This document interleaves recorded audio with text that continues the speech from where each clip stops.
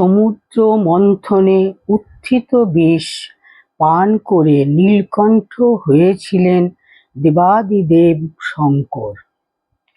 বিষের প্রভাবে তার কণ্ঠ নীল হয়েছিল বটে, কিন্তু রক্ষা পেয়েছিল জগৎ সংসার। শ্রীরামকৃষ্ণ পার্শ্বদের কারো কারো বিশ্বাস ছিল যে কলকাতার পোকার মতো কিলবিল করা মানুষদের পাপ মথিত হয়েই অপাবৃদ্ধ শ্রীরামকৃষ্ণের গলায় দুরারোগ্য ক্যান্সার রোগরূপে আত্মপ্রকাশ করেছিল।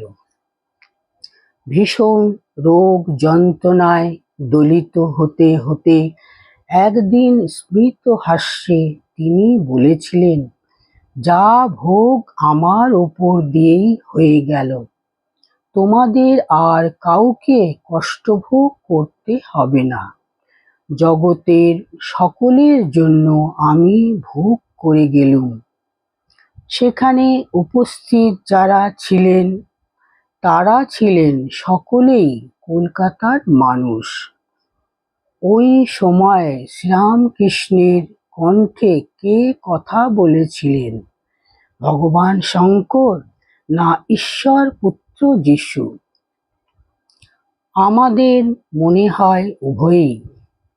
কলকাতার প্রতি শ্রীরামকৃষ্ণের ভালোবাসার দায় অকাতরে জীবনের শেষ মুহূর্ত পর্যন্ত পরম মমতা ও করুণায় বহন করেছিলেন শ্রীশ্রীমা।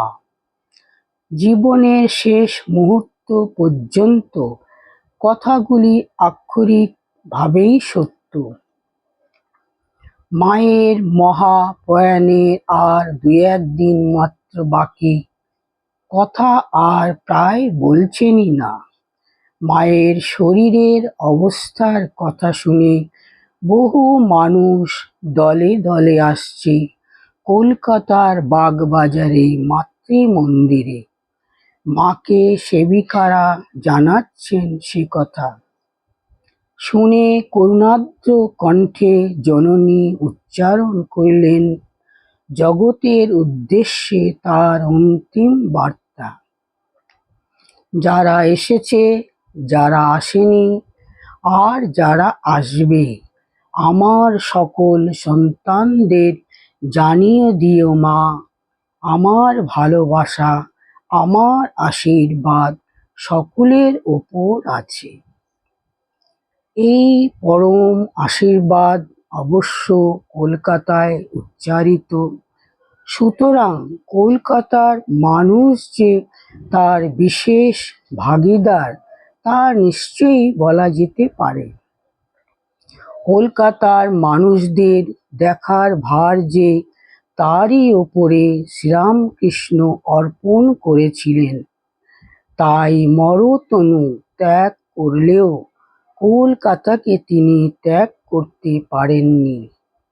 তা না হলে বেলুড় মঠের অন্যান্য মন্দির থেকে লক্ষণীয় ব্যতিক্রম হিসেবে তার মন্দিরটি পূর্বমুখী বা গঙ্গামুখী কেন?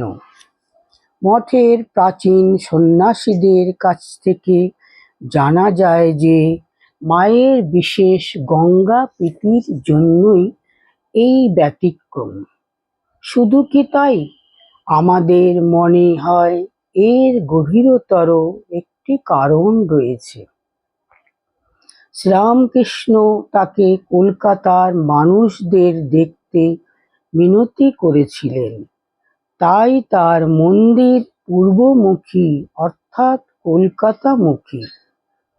মরতনু ত্যাগের পরেও কলকাতার দিকেই সেই কারণে তার অতন্দ্র বাৎসল্য দৃষ্টি নিবদ্ধ এবং কলকাতার মাধ্যমেই সমগ্র জগতের প্রতি তা প্রসারিত।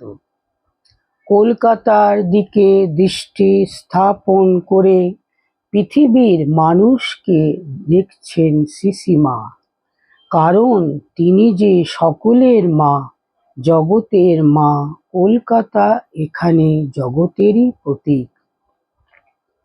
সুতরাং সারদা দেবীর ওই বরাভয় চিরন্তন, দুঃখে দীর্ণ, হতাশায় শীর্ণ, বেদনায় বিমর্ষ, জীবন সংগ্রামে ক্লান্ত, পর্যুদস্ত সকল নরনারীর জন্য চিরকালের অভয় আশ্বাস। দুঃখের সমুদ্র পার হয়ে বিশ্বাসের দ্বীপভূমিতে উত্তরণের নিত্য আহ্বান, সর্বযুগের সর্বদেশের সর্বজনের চিরন্তন রক্ষা কবচ।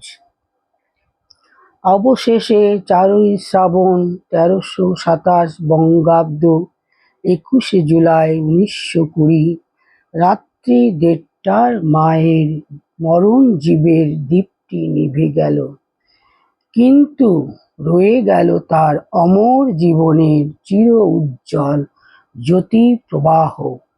অনির্বাণ ধ্রুব নক্ষত্রের মতো তা কাল থেকে কালান্তরে নিখিল মানবকে দিয়ে যাবে মৃত্যু থেকে অমৃত লোকে উত্তরণের দিব্য আহ্বান। শান্ত থেকে অনন্ত জীবনের অমেয় অসীম অঙ্গীকার, মায়ের মহাপ্রয়াণ পৃথিবীর পক্ষে একটি মহা বিয়োগান্ত ঘটনা অবশ্যই, কিন্তু এই মহৎ দুঃখের মধ্য দিয়ে জগৎ তো পেয়েছে তার চিরন্তন স্থায়িত্বের প্রতিশ্রুতি মন্ত্র। মহৎ দুঃখের মধ্য দিয়েই তো আসে পরম সত্যের আলোক। সম্মুখে মাই তা শুনিয়েছেন, জগতের সকলের তিনি সত্য সত্য জননী।